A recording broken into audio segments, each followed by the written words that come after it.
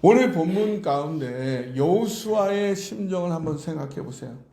여호수아 이 가나안 전체를 다 점령을 해야 되는데 이제 점령한 곳이라고는 여리고하고 아이밖에 없어요. 중앙에 지금 모든 족속들이 다 도시국가를 해가지고 성 속에 다 들어가 박혀가지고 이거 하나하나 정복하려면 한 500년 걸릴 것 같은데 어떻게 해야 되지 고민하고 있습니다. 거기다가 지금 기브온이 바로 옆에 사는지도 모르고 조약을 맺었어요. 기도도 안 해보고 하나님께 물어보지도 않고. 그러니까 백성들이 막 난리가 나서 어우성입니다. 이제 신뢰가 막 떨어질 것 같아요. 지도력을 다시 회복해야 되는 굉장히 위험한 상황에 지금 처해 있는 거예요. 여러분도 그런 고민 가운데 있지 않으신가요? 어찌할지 모르는, 앞으로 갈 수도 없고 뒤로 갈 수도 없는 굉장히 난감한 그런 상황에 여러분도 놓여 있지 않습니까? 근데 여기 또 한 사람의 아주 고민 가운데 있는 사람이 있어요. 누구냐면 예루살렘 왕 아도니세덱. 이 사람도 아주 고민스럽습니다. 왜 고민스럽냐?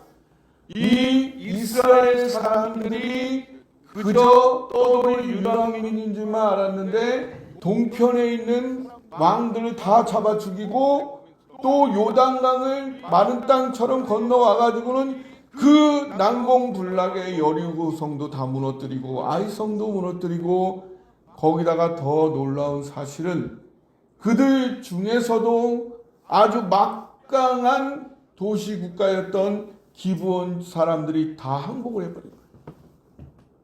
이제 큰일 났다. 어떡하지? 우리 다 멸망하는 거 아니야?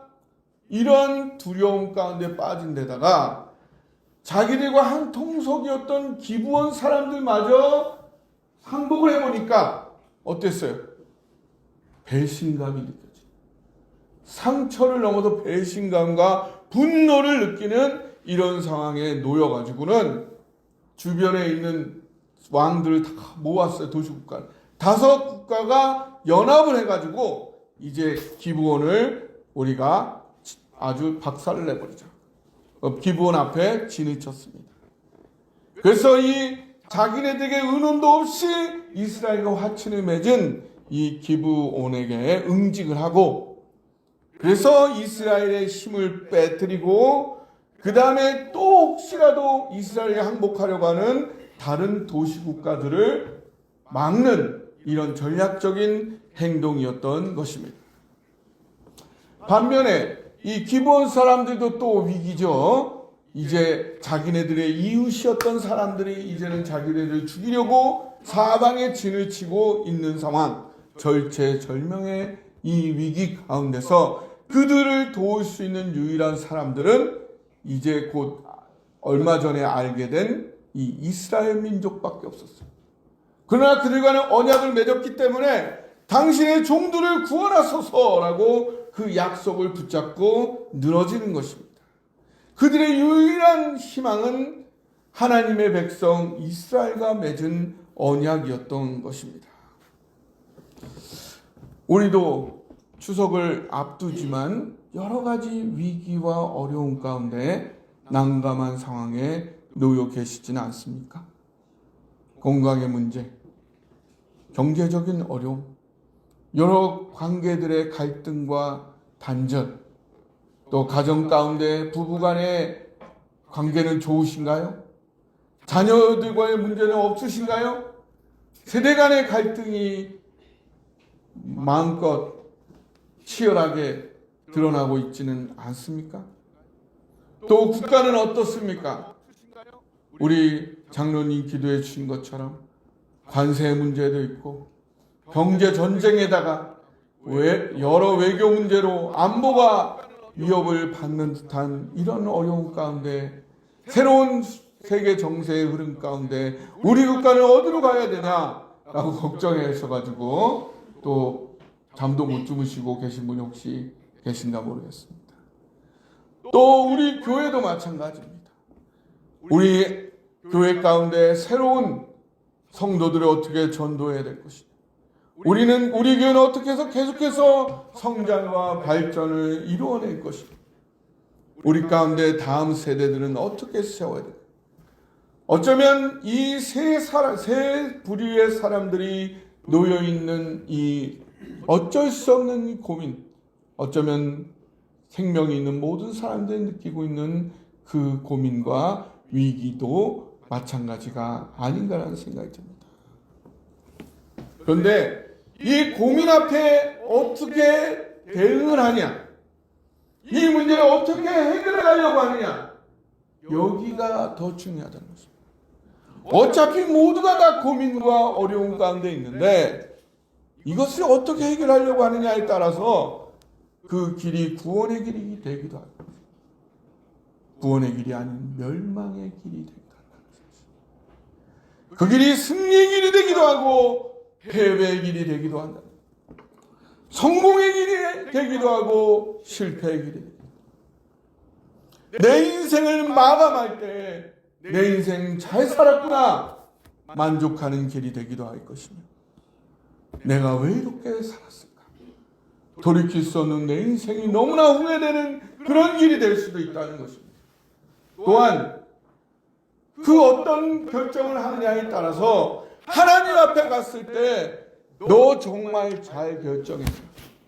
그때 너무 좋은 선택을 했다라는 칭찬을 받는 길이 있을 것이며 반대로 이 악하고 게으른 종하고 책망받는 그런 선택이 될 수도 있다는 사실입니다. 어차피 이 세 부류의 사람이 놓인 그 위기와 고민은 오늘 우리에게도 다가오는 것입니다. 오늘 말씀을 통해서 우리가 어떻게 하면 올바른 영적으로 바른 결정, 바른 선택을 할 수 있는지 바른 지혜를 얻는 여러분 되시기를 주님의 이름으로 축복합니다. 그러면 어떤 선택을 해야 되느냐? 바로 여호수아와 기브온은 바른 선택을 했고 예루살렘 왕 아도니세덱은 잘못된 선택을 한 것입니다. 이들의 선택이 어떻게 달랐는지를 통해서 여러분들 바른 선택을 찾아가시기를 주님의 이름으로 권면드립니다. 첫 번째 선택, 누구를 의지할 것이냐? 따라해보세요. 하나님을 의지하느냐? 사람을 의지하느냐? 네, 바른 선택하시기를 바랍니다. 여호수아는 누구를 의지했습니까? 하나님을 의지했어요. 근데 어떻게 보면 하나님밖에 의지할 데가 없었어요. 그렇죠? 여기 가나안에서 이스라엘 민족이 여호수아가 의지할 것이 뭐가 있습니까? 오직 하나님밖에 의지할 데가 없었어요. 인간적으로 불가능해 보이는 이 상황. 하나님만을 신뢰하고 나아가야 되는 그의 입장인 것입니다. 반면에 아도니세덱은 사람만 의지할 수밖에 없는 상황이었어요. 하나님이 두려웠지만 그 하나님에 대해 전혀 몰랐고 사람밖에 의지할 데가 없는 거예요. 여러분 어떠세요? 어떤 게 좋아 보이세요? 하나님밖에 의지할 데가 없는 거, 사람밖에 의지할 데가 없는 거, 어떤 게 좋아 보이세요? 예. 인간적으로는 너무 어려운 상황일지 모르지만 하나님밖에 의지할 수 없는 그 상황이 오히려 더 좋은 상황이라는 사실 믿으시기 바랍니다. 아도니세덱은 하나님을 의지하기보다는 자신과 비슷한 상황에 있는 도시국가들과 연합군을 구성을 했습니다. 헤브론 왕 호함, 야르못 왕 비람, 라기스 왕 야비야, 에글론 왕 드빌, 이렇게 5 도시국가가 아주 견고하게 연합을 했어요. 그리고 이 전쟁 앞에 나아가는 것입니다. 여러분, 사람이 아닌, 물질이 아닌, 그 어떤 것이 아닌 하나님을 의지하는 그런 선택을 하시기를 주님의 이름으로 축복합니다.